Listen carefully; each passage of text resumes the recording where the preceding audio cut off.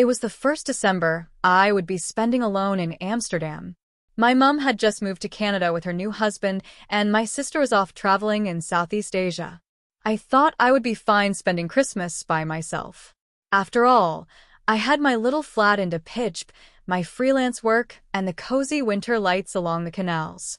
But as the days grew darker and the air colder, I felt something gnawing at the back of my mind, a loneliness I hadn't expected. That was when the letter arrived. It wasn't a normal Christmas card or a promotional flyer. It was handwritten, with my name elegantly written across the front. No stamp, just tucked into my letterbox like someone had placed it there themselves. Inside, a cream-colored card with golden edges read, "Dear Elisa, you are invited to a special Christmas gathering at Keizersgracht 314. Christmas Eve, 7 p.m. Dress code, formal. No gifts required. Just bring yourself. R." There was no return address. No phone number. No explanation. Just that simple message. I didn't know anyone named R, at least not in Amsterdam. I stared at the card for a good 10 minutes. Was it a mistake? Was it someone else's idea of a joke? Or was it meant for me? Curiosity got the better of me. I walked past Keizersgracht 314 that same afternoon. It was one of those grand canal houses with tall windows and ornate details on the gables. The kind of place you imagined old Dutch merchants lived centuries ago. From the outside, it didn't look particularly festive. No lights. No wreath. Just a heavy oak door and 2 black lanterns on either side. Something about it felt quiet. Too quiet. I went home and placed the card on my fridge, magnetized right above the shopping list I never updated. For the next few days, I couldn't stop thinking about it. Every time I passed a Christmas market or heard carols playing from shop windows, my mind drifted back to the invitation. Who was R? Why me? What kind of gathering required no gifts? On the morning of Christmas Eve, I finally made up my mind. I pulled out the only formal dress I had, a navy blue one with long sleeves and a modest neckline, and laid it on the bed. I told myself it was just a harmless evening. Worst case, I'd turn around and leave. But deep down, I knew something about that invitation had already pulled me in. Something that would change my Christmas forever. The evening air was sharp and still as I made my way down Keizersgracht, the canal shimmering under strings of soft golden lights. People passed by on bicycles, scarves tucked up to their chins, the smell of roasted chestnuts lingering in the air. But my heart was pounding. At exactly 7 o'clock, I stood in front of number 314. I hesitated. The house was quiet. No music, no movement behind the windows. Just that same heavy oak door and the flickering lanterns casting long shadows on the snow-dusted steps.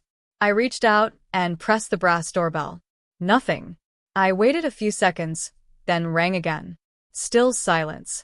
I was about to turn away when the door creaked open slowly, just enough for me to step inside. There was no one there. The hallway was dimly lit, lined with dark wood panels and a long red carpet stretching towards the back. On a small table near the entrance, a silver tray held several name cards. One of them had mine, Elisa. Next to it, a small envelope. Inside, a note in the same handwriting as the invitation. Please follow the light and leave your coat in the foyer. Dinner begins shortly. I slipped out of my coat and hung it neatly on the polished brass hooks by the wall. I couldn't hear anything. No voices, no clinking of glasses, not even footsteps. Only the ticking of an old grandfather clock somewhere deeper in the house. I followed the hallway, drawn forward by the glow of candlelight coming from an arched doorway at the end. And then I entered the dining room. It was unlike anything I had expected. A long mahogany table stretched the length of the room, elegantly set with fine china, crystal goblets, and tall candles burning steadily. Garland was draped along the walls, and a fire crackled warmly in the marble hearth. But what struck me most was the guests. There were 7 of them already seated. Each one turned to look at me as I entered, their faces polite, almost too polite. They were dressed impeccably, as if stepping out of a different time period. One man wore a velvet jacket with a golden cravat. A woman in deep green silk had hair styled in finger waves like something from the 1920s. No one spoke. Then, a tall woman at the head of the table stood. Her dress was black, severe but elegant, her hair perfectly smooth. She raised a hand and gave a smile that didn't quite reach her eyes. "You must be Elisa. We've been expecting you." The others nodded in silent agreement, though their expressions remained unreadable. I forced a smile and sat down at the only empty chair, precisely set between a man with silver hair and a woman whose perfume was overwhelmingly sweet. The tall woman raised her glass. "To old friends and new guests, let the night begin." We all lifted our glasses. Mine trembled slightly. As the first course was served, a chilled beetroot soup with slivers of smoked eel, I glanced down the table again. No one was talking. No one was eating yet. They were all watching me, waiting. For what, I did not know. The second course arrived in eerie silence, a delicate venison tartlet topped with juniper and rosemary. Still, no one had spoken to me. No idle chatter, no small talk. Only occasional glances exchanged between the guests, like invisible messages passing over the table. It was unnerving. Finally, the woman beside me leaned in slightly, her voice low and soft. "Do you know what they say about this house?" I turned to her, startled. No. I was just invited.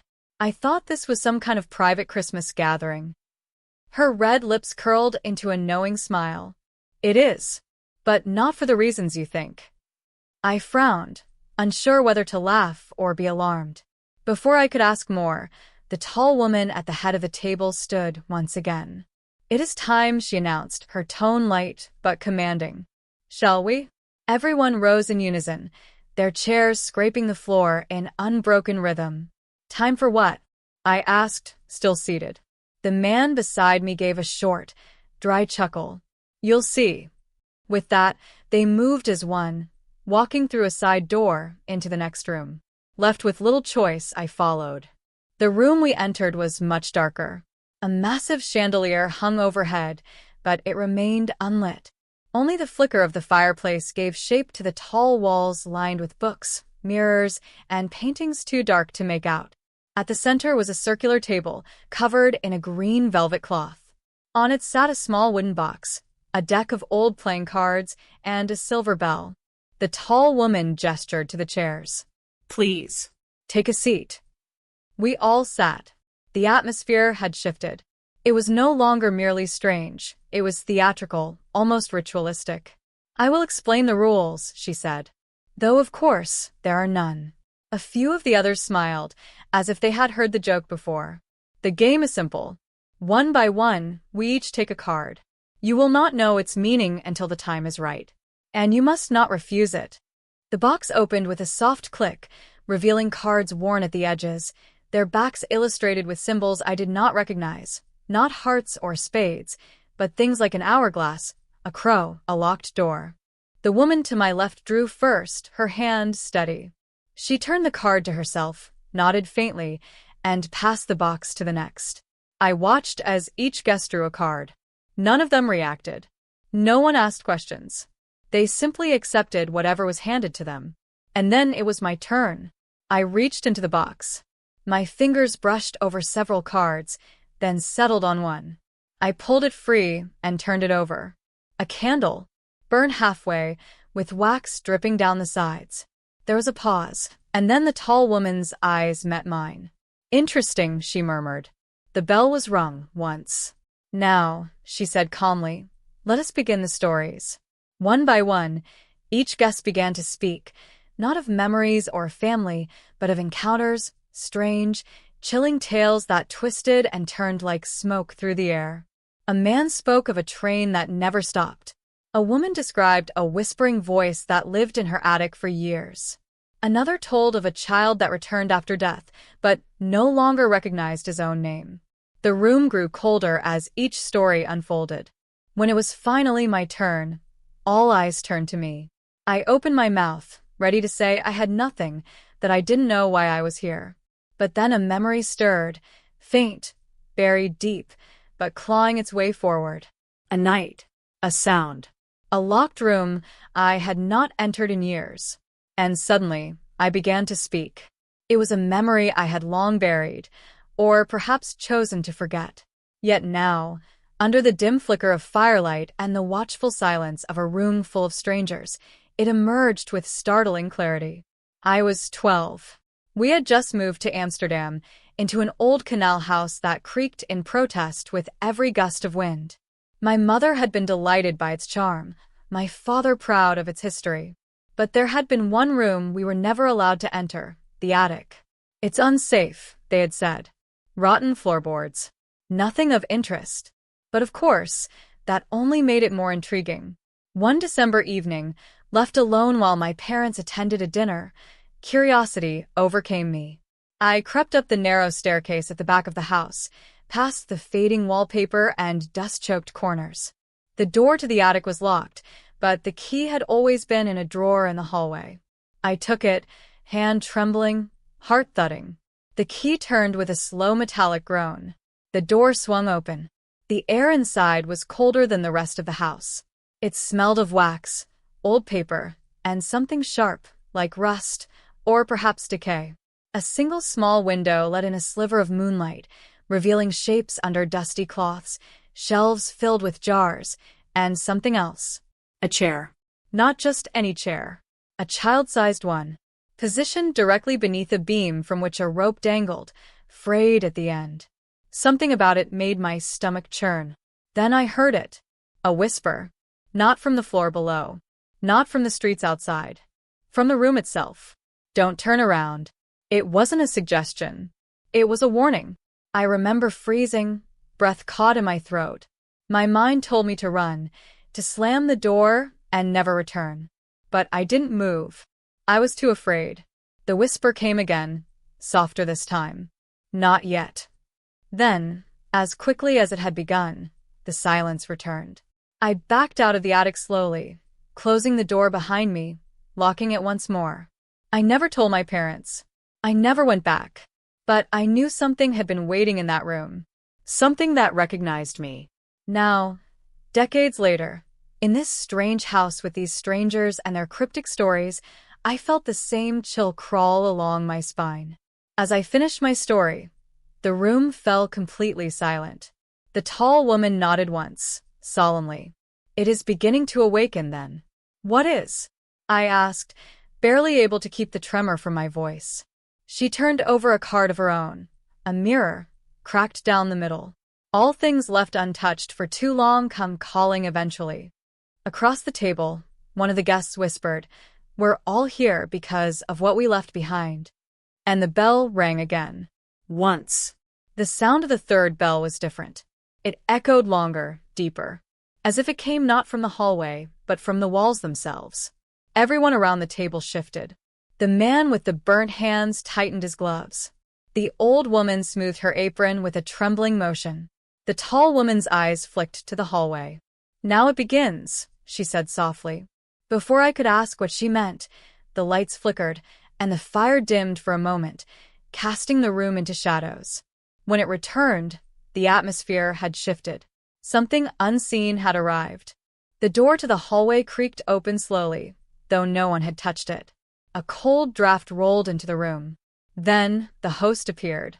A man in a tailored black suit, tall and composed, with eyes that gleamed silver under the chandelier's light. His presence demanded attention, but it was not welcoming. He stepped forward, his shoes making no sound against the old wood floor. "Welcome, guests," he said, voice smooth and deliberate. "You may call me Willem. I see you have begun to remember." He did not sit.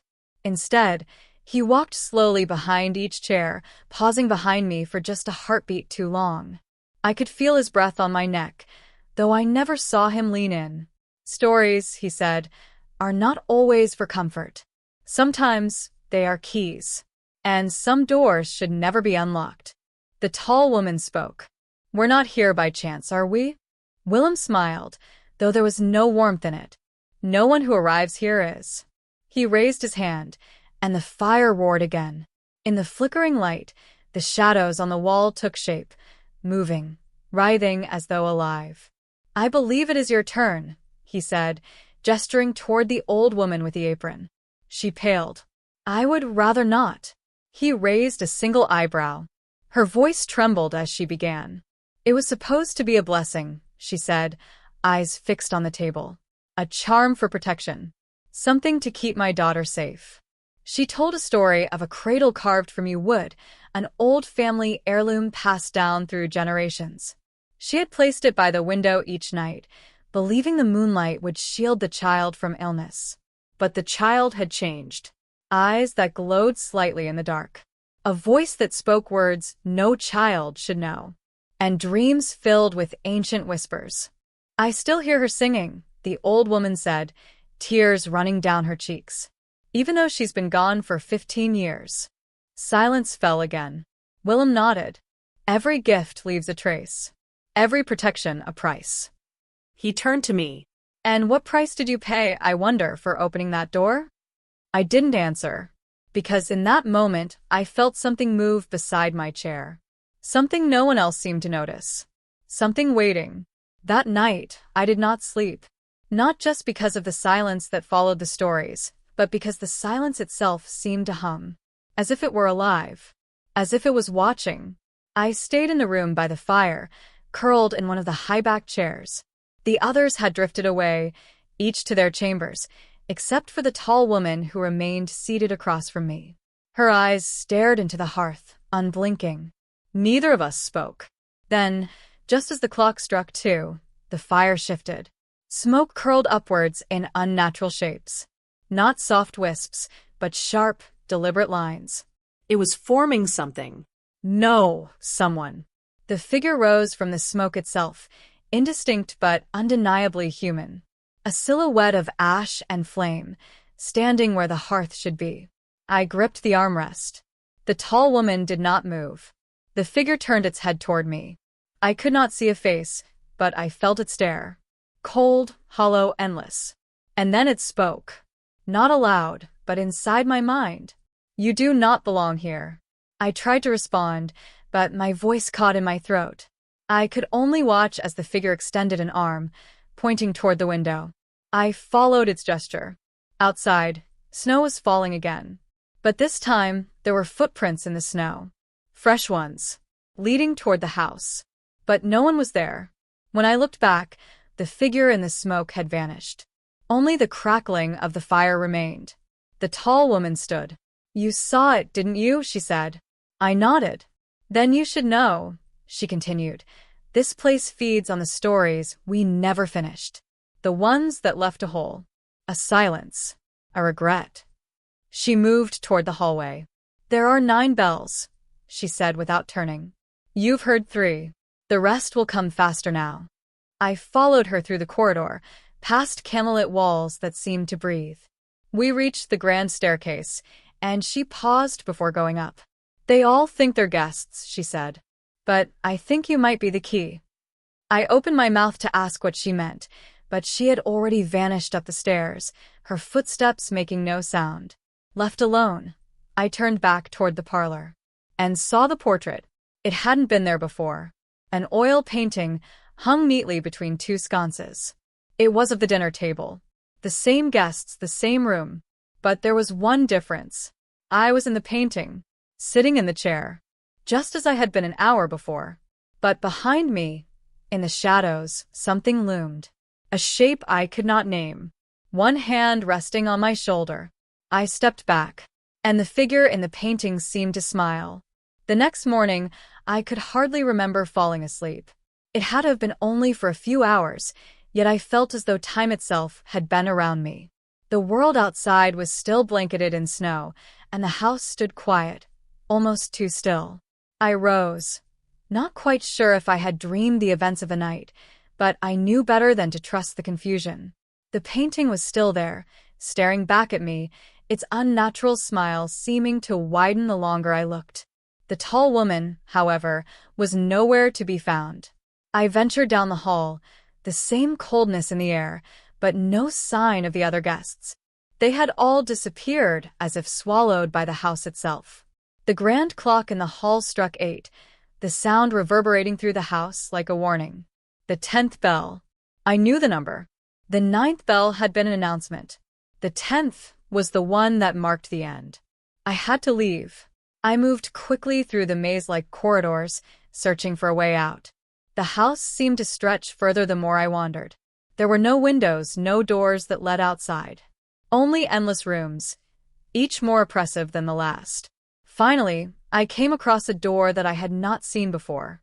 It was tucked away behind a row of bookshelves, its wooden frame dark and worn, as though it had been forgotten. Without hesitation, I reached for the handle, but as soon as I touched it, the air around me thickened.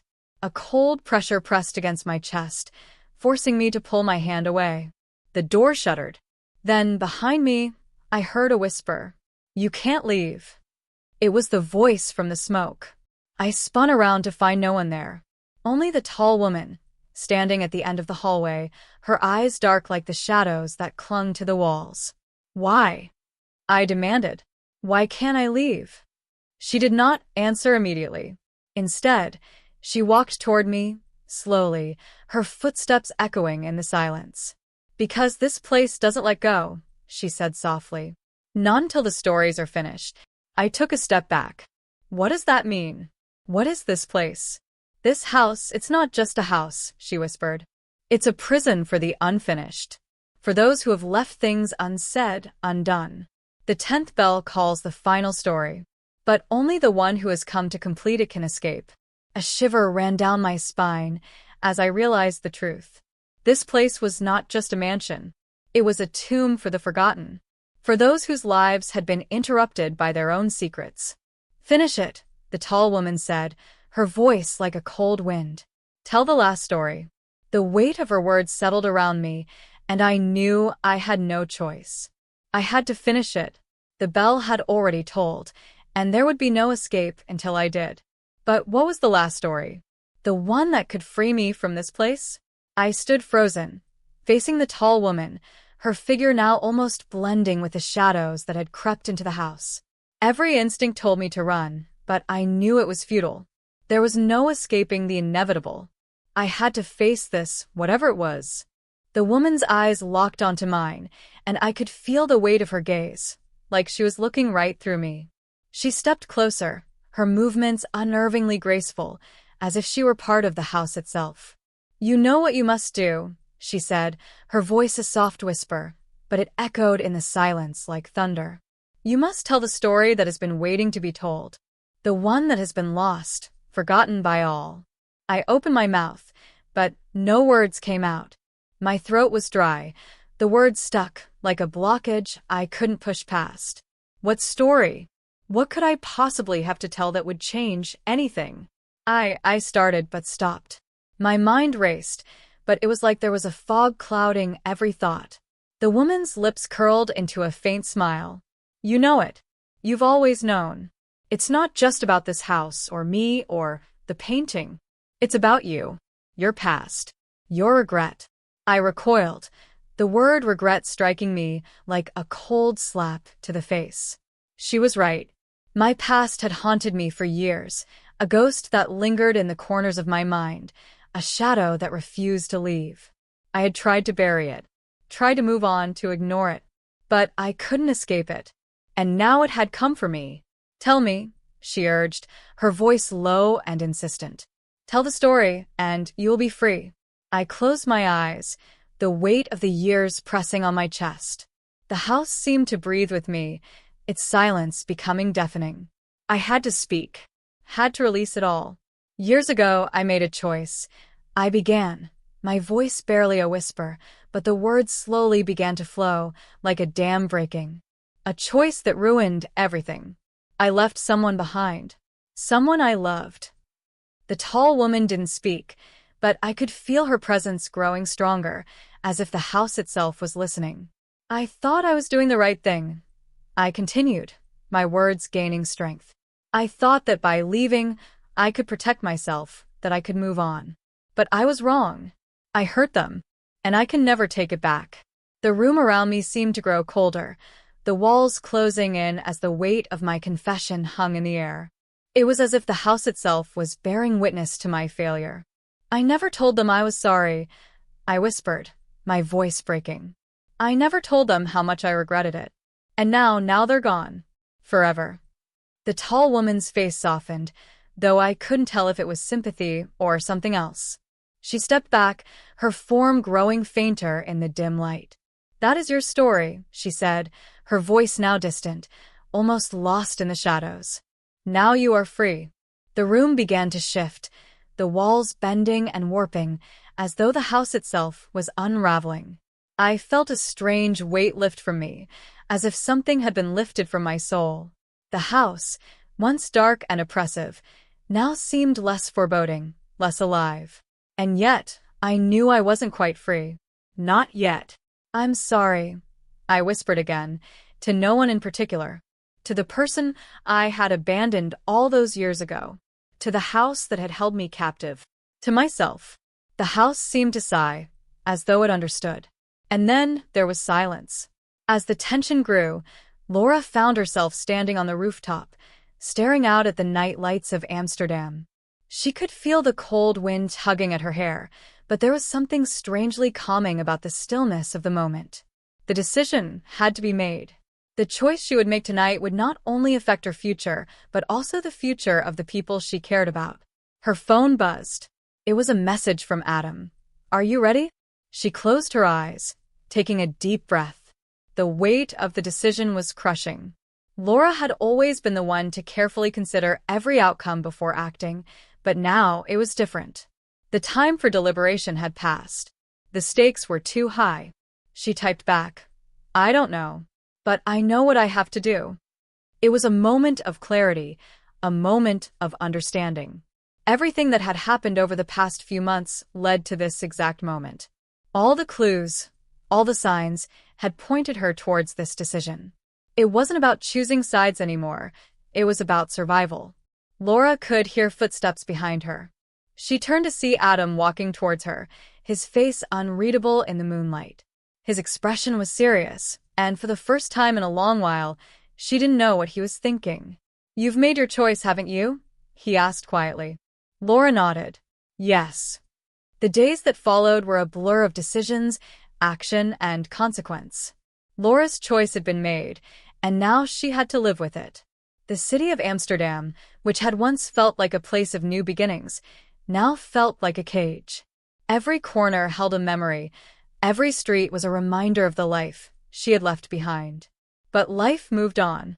There was no turning back. Adam was by her side, though their relationship had shifted.